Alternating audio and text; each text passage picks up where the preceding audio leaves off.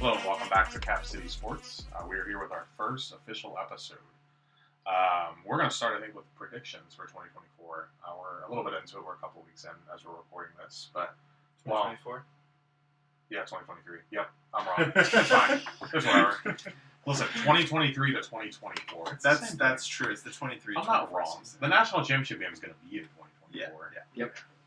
This year, the semifinals on January 1st, too. Yep. Is it really? Yeah, it's weird. Yep. I wonder how the again, it's a topic for another podcast, but I wonder how the 12-team playoffs going to be, like schedule-wise, as far as dates. We might go into February, like Super Bowl time. I think. I mean, I have no idea. Obviously, instead of the 3-week gap we have between conference championship and the semis, I think it's going to be a week.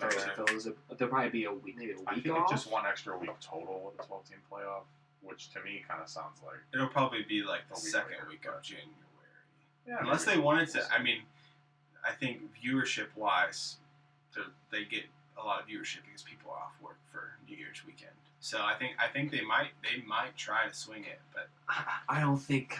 I mean, I love college football more than the next. And I don't think they want to compete with the NFL playoffs either, though. No. Those I think those in January too. I think ideally too they want to play inside, because they want to keep players healthy and coaches complain about that stuff all the time. But I think because they want to keep people inside or in warmer weather in general, they don't really care as far as like how cold it is or what the dates are. So honestly, I feel like they're probably just trying to work around the NFL schedule. Yeah, I agree. Or maybe even, maybe they'll do a partnership with them and say like, hey, let's push things back a week and fix this a little bit. I don't know. We'll find out, I guess. Big Brother, I don't think is going to get out of the way. But on to the topic at hand, since we're already off topic. It happens every time. We're, I think, going to try and predict Ohio State's season. How do you guys see the rest of the season playing out as far as our record before the playoffs? I can go ahead and start with this one. After 2 weeks, I don't feel the most confident in what we've put on the field. We are recording this right before the Western Kentucky game. Yeah, we are. Barring some Friday miracle night happening tomorrow. I think we'll win tomorrow. We're not talking about that, though. Season-wise, I think we've got 3 to 4 games that are going to be tough to win. So obviously we've got Notre Dame next week. Penn State is going to be a top 10 matchup as long as they continue to do what they've been doing. Wisconsin's interesting. Obviously they lost last week, but Fickle, Camp Randall, always an electric environment, and I believe it'll probably it should be a night game. It hasn't been announced yet. It should be a night game.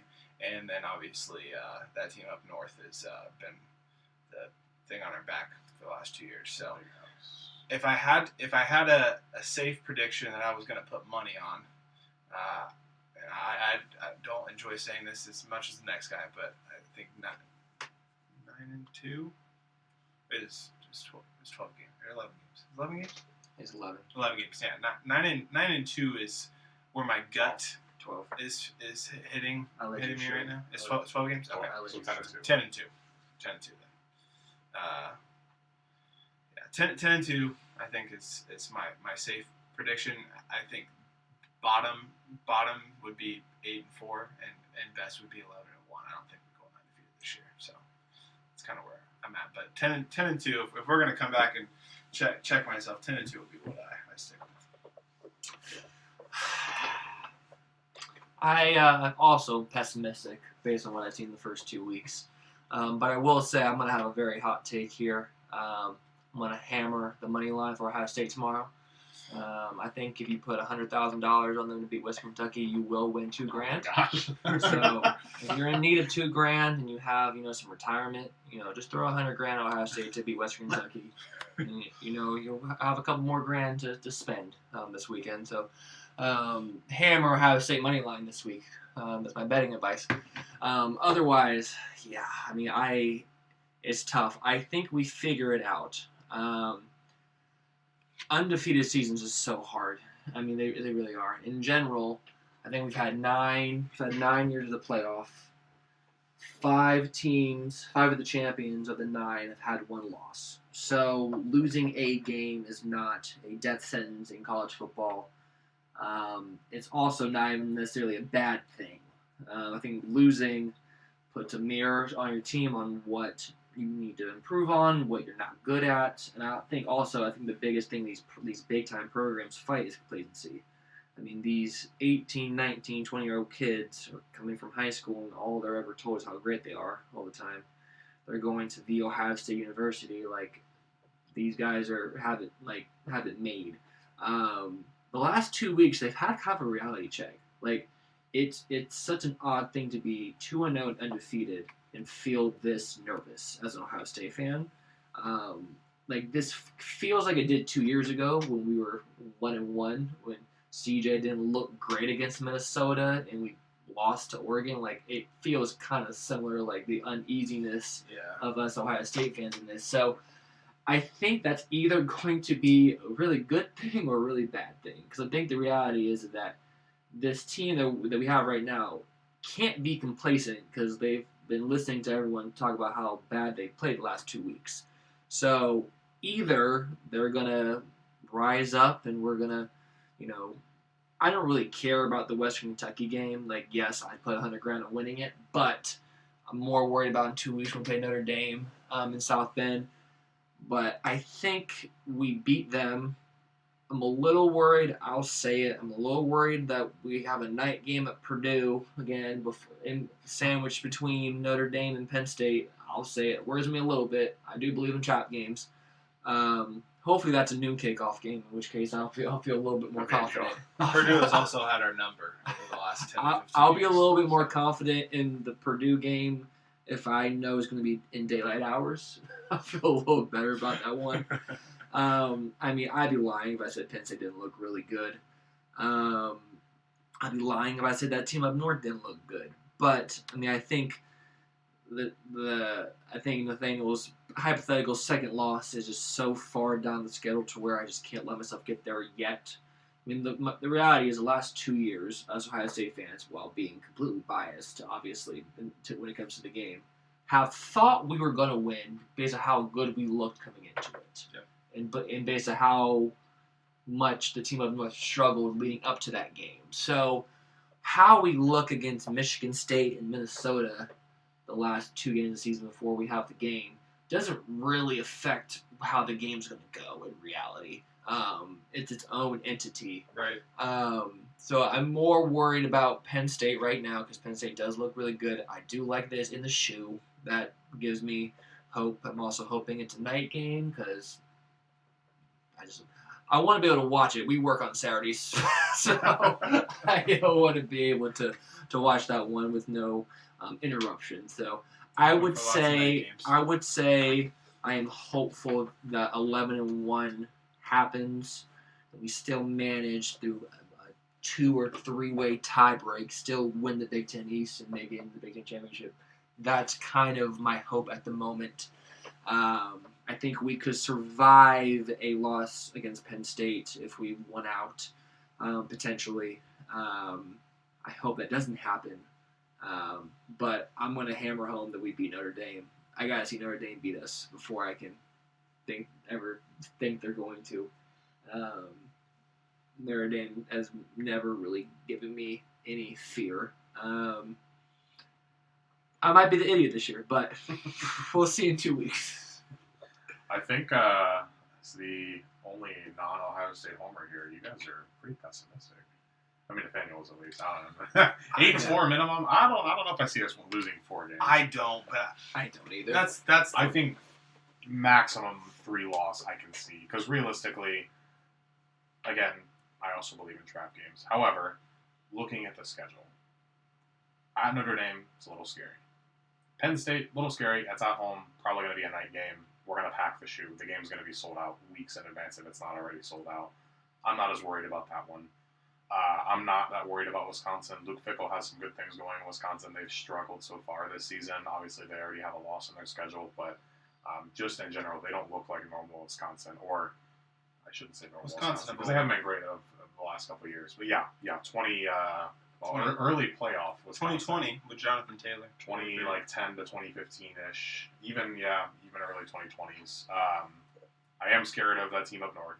I am not super optimistic about that one, especially in Ann Arbor.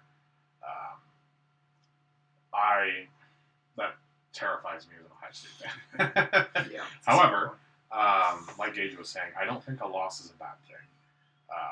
If we finish this schedule 11-1, obviously, I'm guessing if an 11-1 is something that happens, we'll probably end up losing to the team up north with that record. If that's something that happens, we most likely wouldn't go to the Big Ten championship game, which could be a good thing because it would most likely be a at the moment, based off how things look, it would be a rematch against Penn State at a neutral site, probably in that game. Might not be in our favor. We're not divisionless yet, so it's still east west. Oh, I'm sorry, Penn State. Yeah, you're right. Yeah, So that's it- not sure. So it would probably be Wisconsin. Wisconsin, Iowa. Iowa. Iowa's ranked at the was moment. ranked, and we're not playing them before. Well, we're not playing them on the schedule. There's a chance we play them if we get some things in. I think Iowa. I mean, again, just speculation. Iowa probably wins the West just because looking at the schedule, we play Wisconsin, we play Minnesota, and that's probably Iowa's two biggest competition in their part of the division. So that's one more loss there that Wisconsin and Minnesota are going to have that Iowa isn't going to have. So I think I lean Iowa since they kind of got to dodge us. Because they played Penn State, which is tough, but other than that, I don't really. They should be 11-1, 10-2. That's crazy actually. Their schedule looks pretty soft. We're looking at it right now. At Penn State, a night game is probably going to be a loss for them. Michigan State, I think, might fall off a cliff now that Mel Tucker is gone. I had hopes for them, but I think temporarily at least. well, They yeah, for the time being, but I don't see that panning out. I mean, they got Washington this week, and Washington might mollywop them, so that could That's true. put them in a downward spiral quickly. I'm higher on Iowa than I thought. Wisconsin's the exception there. Wisconsin could very well shrug this loss off. Luke Fickell can get them. They have a fantastic running back in Braylon Edwards. So I think it could be Wisconsin. Iowa and Wisconsin are the only two teams I think would be that matchup. Now, this year with the strength of other conferences like Texas after beating Bama, USC looks fantastic as well as 6 other teams in the Pac-12. Florida State has looked really good. So I think it will be interesting. If Ohio State loses more than one game, I don't think we have a shot. Which most teams don't in a 14 playoff, but it's either got to be PSU or TCU and if it is one of them, we might have a chance. But I think historically, I mean, I'm looking at it. I mean, it's really easy through 2 weeks. There's a bunch of undefeated teams, and we just look at everyone's schedule, and we really just look at who should win every game.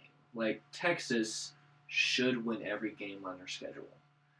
Georgia probably will win every game left in the schedule, but Florida State, and then there's the entire Pac-12 that just looks great, but they all have to play each other. Yeah, So they'll end up cannibalizing themselves somehow. And the Pac-12 is divisionless, so the 2 best teams will play each other, true. which obviously helps with records and playoff hopes for those teams.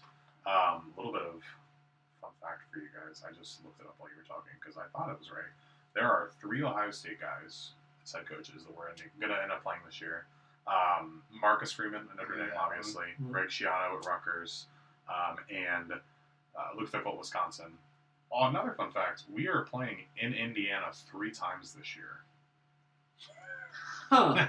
At Indiana, at Notre Dame, at Purdue. That's true. That's bizarre. Just some weird things about the schedule. I was looking at it, I'm like, man, there's some weird scheduling things. Well, they had to get us out of Ohio because we haven't lost to a team from Ohio since 1921. Well, we're like, So that's crazy. So you just gotta get us out of Ohio for there to be a shot. I don't know, guys. But- Youngstown State was making me nervous last week there in the Oh. first quarter. Wow. The Penguins first now. drive, at least, when they marched down the field. I was really nervous that they weren't going to hit the spread. Yes. Well, I did so- take Ohio State minus 41.5 in that game. Did not hit. So, moving on from those season predictions, what do we have as far as playoff hopes? If you had to put a percentage on it, what number would you throw out there for the chance of us making the playoffs this year? Oh gosh, Nate. Well, here's the thing. I think if my prediction is right and we go 11-1, I like our chances. I do think the Pac-12, while looking like the deepest conference in the nation, will probably canonize itself, like you said, and their champ will probably have 2 losses. That might still be a top 4 team in reality, but it comes out of top 4 resume. At the end of the day, at least my opinion is what the committee has shown over the last 9 years. It's 4 best resumes. So I think with that, Pac-12 will play itself out. I think they'd have a hard time leaving out a 1-loss team for the Big Ten East. I think that'd be really hard to do.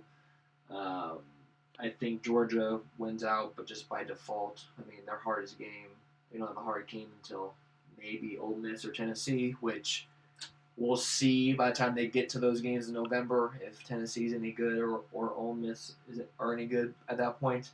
You gotta love those powder blue uniforms, though. I do. But and then there's Texas and Oklahoma in the Big 12. I mean, I don't want to act like there's other schools that are undefeated in the Big 12 right now. Like, we always gotta give respect to the former champ TCU and Kansas State. Kansas State won, but the runner-up TCU last year. But it's looking like it's Texas, Oklahoma right now, and who knows if Texas can not play complacent. I mean, for the last 2 or 3 years, and last year Texas almost beat Bama. Should have beat Bama, and then they follow that up with 2 bad losses playing down in their competition. So who's to say they don't do that again this year? You know, they just beat Bama.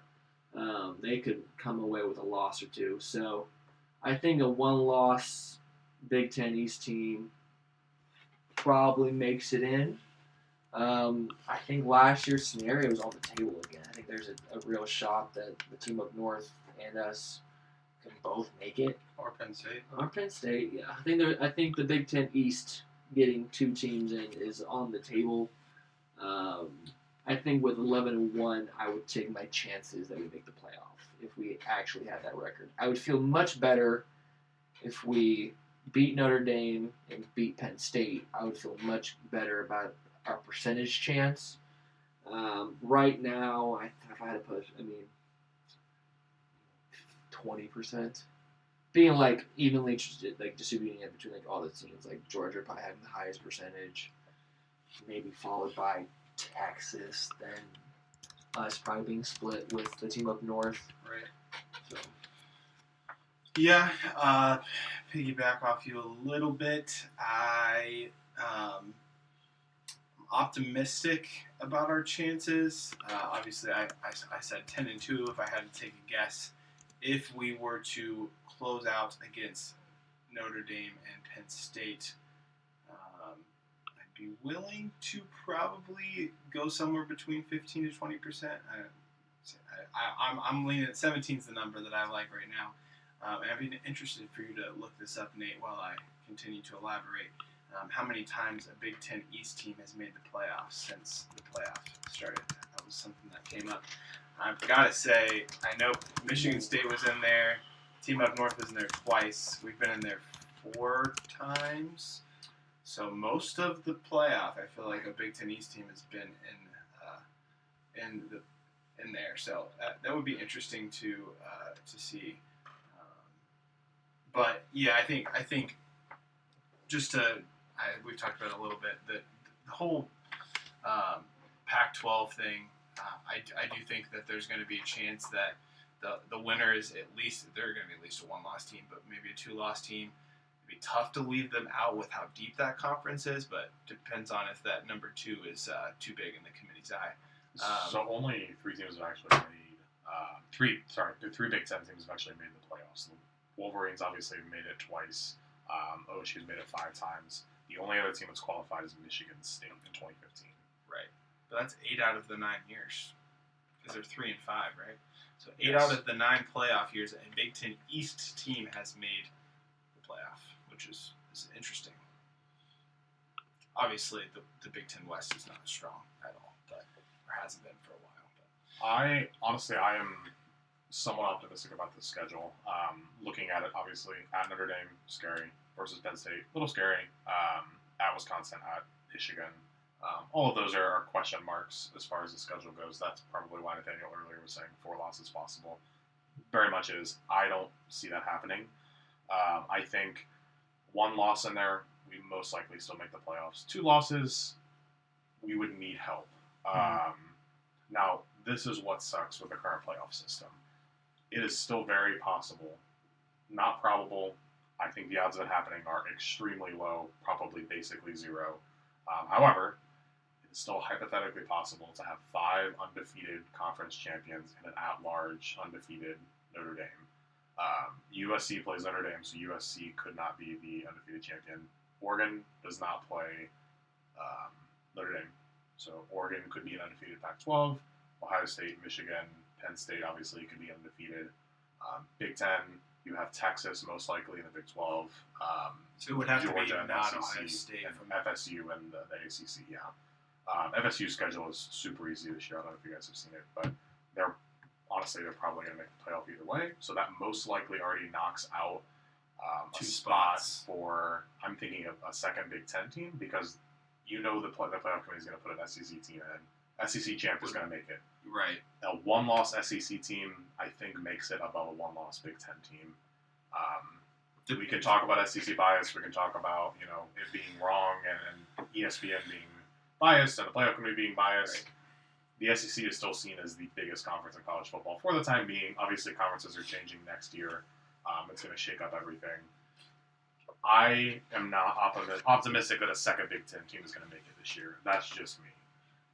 Yeah, I hear you. I agree with a lot of what you said. What I will point out, I don't know if you guys both agree with me on this. If I had to rank the SEC teams right now, it would be Georgia, Bama, LSU. Would be the top 3 in the SEC. Well, Florida's number 1, obviously. I think I'm on the LSU over Alabama train. Right, just those were the top 3 though. Yes. And 2 of those teams already have a right. loss week 2. LSU and Bama have already had losses on their schedule. Mm-hmm. So the likelihood that those 2 teams end up 1 loss at the end of the year is very low, and because they play each other. Yeah, they're SEC East. They do play each other, but they're also on the same side of the SEC. So I think Georgia could be undefeated, but I don't think there's going to be another 1-loss SEC team. Or at least one that we're West, expecting. Or SEC West. I'm sorry. Yes. Mm-hmm. So at least that was my perspective on it. I feel like we're definitely going to see Florida State in there, even if they're 1 loss. ACC is pretty weak for sure.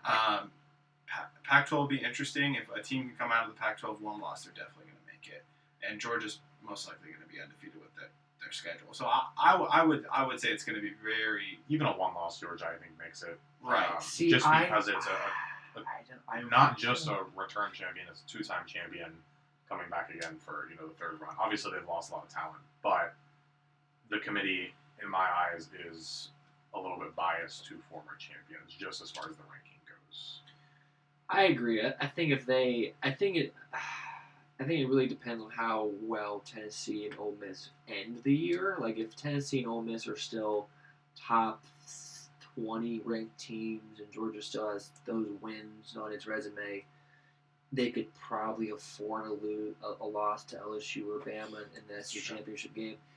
If Tennessee and Ole Miss fall off a cliff and are 4-loss teams and they don't have a single Georgia doesn't have a single top 25 college football playoff ranking win. That might be interesting. And then they lose to a 1-loss LSU or Bama. Can you really put Georgia in over that team up north who just lost to Ohio State in the game and went 11-1 with wins over Penn State? And I don't know if Michigan plays Notre Dame or not this year, but I don't think so. I don't believe so. They definitely have a couple. Notre Dame's schedule is actually pretty tough. Looking at it, Notre Dame's got USC this year, don't they? They have well, Clemson's kind of fallen off a cliff, but Clemson, USC, and OSU. their schedule in order of Gosh. the season. Well, yeah, it sucks. Ohio State, which is obviously a top 10 team, most likely a top 5 team by the end of the season, if the season plays out the way we want. Duke, who is technically ranked at the moment as we're speaking because they just beat Clemson last week. Riding off the coattails at the moment. Yep. USC, who is very good, top 5, most likely on the season top 5. Louisville is not bad. They have a very high-powered offense every year. Obviously, they're not ranked at the moment. Pittsburgh, same thing. Clemson and Wake Forest. There's a Quality shot touchdowns. Clemson's figured it out by that point, and that's see. that's a tough game for And them. then Stanford is their closer. And obviously, they're not in a conference, so they wouldn't play a conference championship game. But Yeah, Notre Dame's only path is usually playing is some big ranked teams. well, it's going undefeated, or the 1 year they were in the ACC during COVID. I think they had a loss that year, but still got in because I think they won the ACC that year, didn't they? Yeah, and I also just realized that Notre Dame's already 3-0. I forgot they played week 0 against Yeah, Navy. they did. Yeah. So they're a step ahead of everyone else. But Yeah. wins against Navy, Tennessee State, and NC State. So NC State's better than people give them credit for. But overall, not a crazy tough schedule so far. The second half of that is loaded with blue blood programs. That's So tough. Notre Dame, I don't see, unless they're a one-loss team with a win against Ohio State or who are those other ones in there, maybe USC. I don't see them making the playoffs, but If they went 11-1 and their only loss was to another Top 10. top 14 that was in the Top playoff, five. say they lost to Ohio State Or- close, Or USC. or USC close, and then one of those teams make the playoff, then you can maybe justify them over a. No, they wouldn't. They wouldn't play Notre Dame over an SEC team, but So it's interesting. So I'm not sure if you guys are familiar with the Football Power Index in general, not just the College Football Power Index, but the FPI is what it's called. This is a new metric that ESPN has. It's fairly what accurate. the BCS was. Yeah, it's similar to the BCS rankings, but it's something that they make public for everyone. You guys can Google it, Football Power Index, and NFL one as well. But it kind of breaks down a lot of big statistics. Takes everything into account from strength of schedule to the way teams are currently playing, the scores they've won by, the teams they've played, time of possession, everything. Right now, it has Ohio State at a 45.2% chance to make the playoffs. Now, chance to win out is 14.9, which is fairly low. As far as ranking, let's see. They're one of the top. It looks like we're 5th on that statistic. Florida State would be first, 18% chance to win out because their schedule is fairly easy. Georgia's probably Bama 2nd, Texas 3rd, Georgia 4th, and then Ohio State with Toledo right behind us, probably because they're a MAC school. But some interesting numbers there. Ohio State is 2nd in percentage to win 6 games, which we should win 6 games. That shouldn't be an issue. But obviously, if you're looking at these numbers, it's just interesting to see how they rank teams. Chance to win their division, Ohio State's at 53.8%, much lower than some of these other teams just because of the talent of the Big Ten, I think. But Big Ten East specifically. it's interesting to kind of look at all of it and Does it take into effect the talent composite at all? Because I know Ohio State is. I think it takes into effect 3. rank of recruits. So I don't know if it takes That's what it is, the talent statistics from composite previous years, but yes, I think it does do the star ranking to take that into So I account. know we're number 3 behind Bama and then Georgia and then us. We're the number 3 talent. So there's an composite in the country. FPI number is what it's called. That's their power ranking numbers. We are 2nd behind Alabama. Obviously, we have less losses than Alabama, which is cool to say that this early in the season. Bama, as of today, is already benching their starting quarterback. Yeah. Did we talked about that earlier? So it's Notre Dame's unwanted little stepbrother is going into Bama and taking the start this week. So what's his name again? We're Tyler all blanking Buchner. here. Yeah, Tyler Buchner. You're right. Yeah, he Yeah, started that's against Ohio State last year. He did. He was a pretty highly rated decent. recruit out of high school, but did not So pan it's out last year. Jalen Milrow, right? Wasn't that their starter? Yeah. Alabama's whole entire roster are pretty much highly rated recruits. So. I mean, it seems like a very interesting move to make this early in the season because for the most part, like it was a QB competition, but then they probably a month before the season started, they named the quarterback. He just seems like he probably has more of a ceiling, but the other guy probably has a higher floor, which Melrose play against Texas really lost in that game with those turnovers. Unless they're running like triple option, that's probably the only other scenario. That was a tough game for Bama too. Like without those turnovers, obviously, I joke with Nathaniel because it's a running joke with our friend group. If that defender wasn't there, that would have been a touchdown. Well, yes, obviously, if the defender wasn't there, it would have been a touchdown. If those turnovers weren't made by Alabama, it probably swings in Alabama's favor. Mm-hmm. Now, again, They take also that have a with a lot of grain of salt penalties, because too. they obviously still have those turnovers, so that's why they lost the game. But turnovers are something that can be mitigated to an extent, and that's something that's much easier to correct than having a DB line up in the right place and have the correct coverage and be in the right positioning and having their head turned and shoulders turned the right direction. Like there's so much more that goes into that than don't fumble the ball, which sounds easy in theory. Obviously, they're getting destroyed on the football field, but it makes a huge difference. So as we're kind of getting around the 30-minute mark here, I think we're gonna go a little bit away from the script that we had for this. We'll talk a little bit about the playoffs next year with the 12-team playoffs coming in. Question for both of you: do you think a 12-team playoff, what's the word I'm looking for, diminishes a win against Michigan going forward?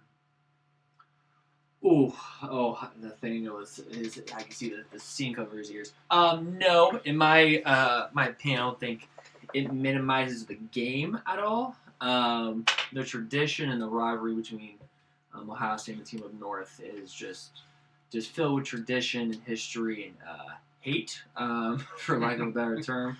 So I don't think the playoff really has anything to do with it. I mean, in the last couple of years, the game has, I guess, for lack of a better term, meant more because it's had playoff implications. The winner of the game has won the Big Ten East for the most part of the last 3 or 4 years, so it has mattered more. But the game has always been the game, regardless if we are 8-4 and they're 8-4. We'd still care about it just as much as we would if we're both undefeated, even though like the national audience wouldn't care as much because it wouldn't have quite the playoff implications. Us as Ohio State fans, the game will always matter, kind of regardless if it has higher stakes or not. I think the game might lose its luster because of Big Ten going divisionless in next year. There is kind of a chance that the game could be in the Big Ten championship. Well, yeah. So that was, I guess that's my reason in asking the question, because hypothetically, the 12-team playoff and with the Big Ten going divisionless, we could play Michigan 3 times in a single season. Because I mean, it's not probable because the Big Ten has some teams that usually look really good. Penn State usually looks really good. Michigan State seems to be turning things around. Hopefully, Wisconsin does, but there's a chance that we're both one-loss teams, or maybe one of us is undefeated and we're the only one-loss team. We go into that Big Ten championship game, we trade another loss, so we're both 1-1 losses to each other. They're going to put both teams in the playoff, especially with what we assume is, the Big Ten champ being guaranteed a spot in the 12-team playoff. And then those last, 7 spots being at-large teams. Well, 6 because you would have the 5. Well, I say 5 Power 5 conferences, but the Pac-12 is kind of gone at this point. So maybe after this year, maybe 4 and best group of 5 teams. So I guess it would be 7 spots remaining. The Big 12 is also losing Texas and Oklahoma to the SEC. Yeah, but they're gaining a couple teams, so I don't see that. I mean, I think it's definitely losing some talent in picking up. Was it SMU, Cincinnati, and I can't remember the third team. There's only 2 of them. Memphis. Memphis might be it. Either way, obviously it's they're going to exist. You're losing talent. You're losing Oklahoma and Texas, and you're picking. They'll still up have some smaller TCU, teams. Kansas State, Yeah, and their recruiting will Baylor pick up as well for Baylor those comes schools. It's just not the same level of play. But either way, my point is, we're looking at a future where it's very possible for two games against Michigan, but even possible to see 3 games against Michigan. I think in general, like with that, like I think we all agree. We obviously can't forecast that. Like it is likely there will be years coming ahead of us when we will see Ohio State and the team up north play multiple times in 1 year. Definitely We twice. we won't be able to predict which years that's going to happen. I think in general, I think Nathaniel will agree with this. The only one that matters is the last one. So if we play them twice, it's the second one that really matters. Yeah. It's the Big Ten championship, the one that would end up mattering more. It's the playoff game that ended up mattering more. Each game would be life or death for us Ohio State fans, and if we have to play them again in 2 weeks, that one's going to matter more. I think that's just kind of the reality, though, because those games have more stakes in it. So. I think they would matter more. I don't think it diminishes it just because there's a possibility you can play each other again. I don't think like we look at that with like the Red River rivalry, like with Texas and Oklahoma. That's true. They play each other every once in a while, twice a year. Mm-hmm. Now they do play in the middle of the season or toward the beginning part of the set. It's not the last game of the year. So there is a little bit of a difference there with that one, but we don't look down on it because they might play each other again in 2 months. It's still a great game, a great rivalry that you still tune in and watch regardless. So I think it would be the same for us. Right. I think in the view or perspective where we are looking at the rivalry as it's so important to us because we only get one chance every year, because that number and the win-loss total between the two teams, which Ohio State's been chasing to get back in since Tressel became the coach in early 2000s. We got so close. I think we were within 7 or 8 at the total count. Now, obviously, if you play them twice in a year, you get a little bit closer, a little bit faster. But I think it does slightly diminish a loss because you know that you might get another chance 2 weeks later or a week later. I think that is exciting. That we could lose to them, and then, like you said, Gage, I would agree that the second or the last victory against them is going to be the most important, the only one that matters. We had this conversation and debate in our friend group chat the other day. If we were to lose to them and then not play them again and win a national title. Gage and I also had this conversation. I would see it as an asterisk on that championship because I couldn't think about that without thinking about a loss. But and you were outside your mind on that one. just my personal opinion.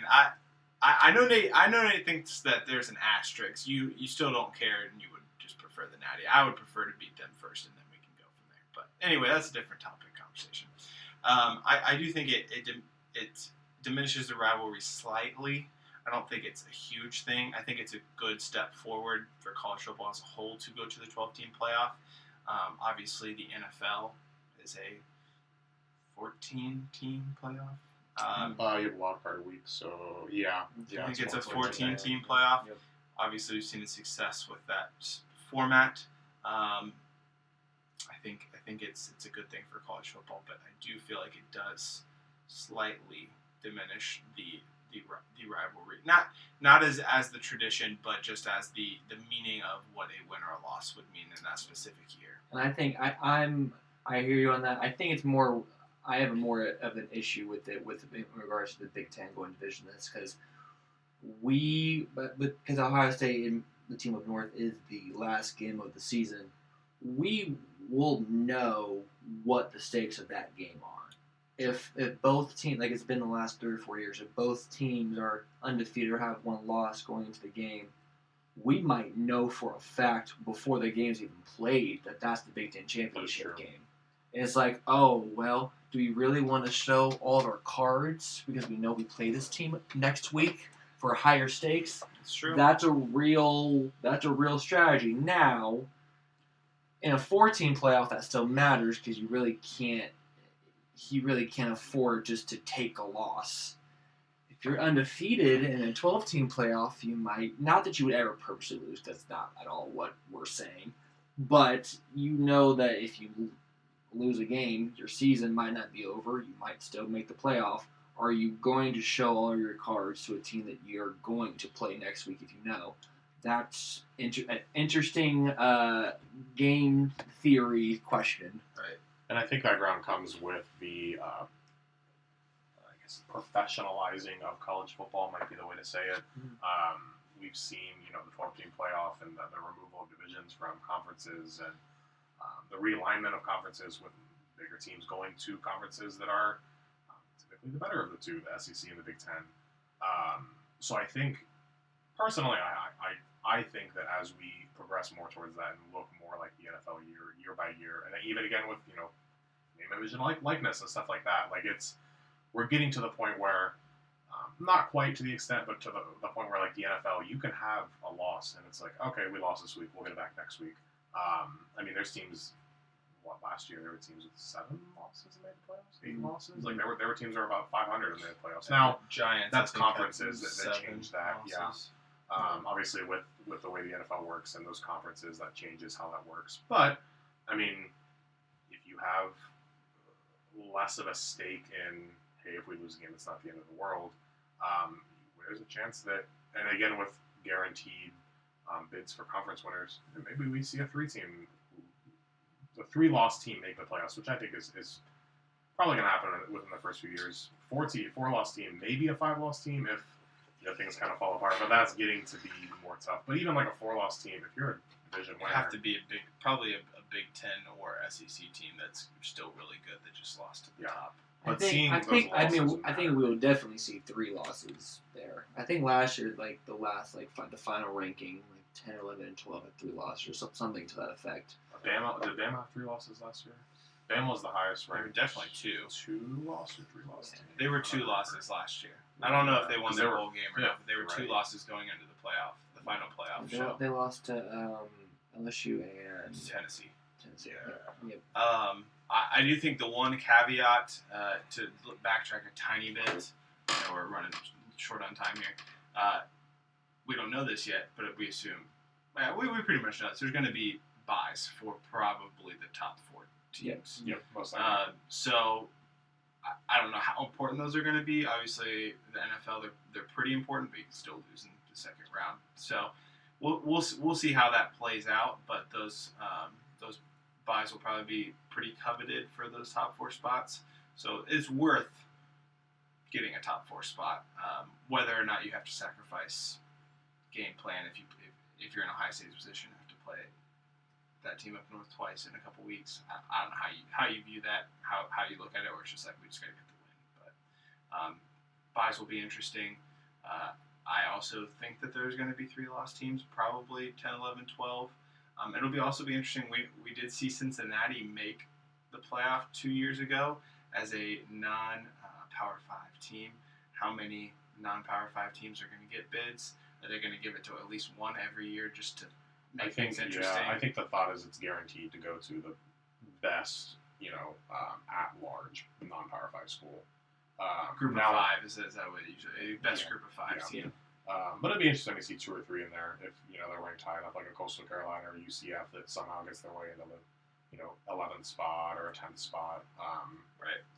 Be interesting to see some of the upsets in the years coming too, because eventually there's going to be, if you're guaranteeing that one of those teams makes the playoff, eventually there's bound to be an upset where Alabama or heaven forbid Ohio State loses to one of those teams. It'll be chaos, but it'll be fun. So. With that being said, we are going to go ahead and wrap this episode up. Like we said in the last one, we appreciate you guys listening. We would love to hear feedback from you guys. So leave a comment, subscribe. If you know us personally, shoot us a text. Let us know what you think. Send us questions. But thank you guys, and we are going to do it here.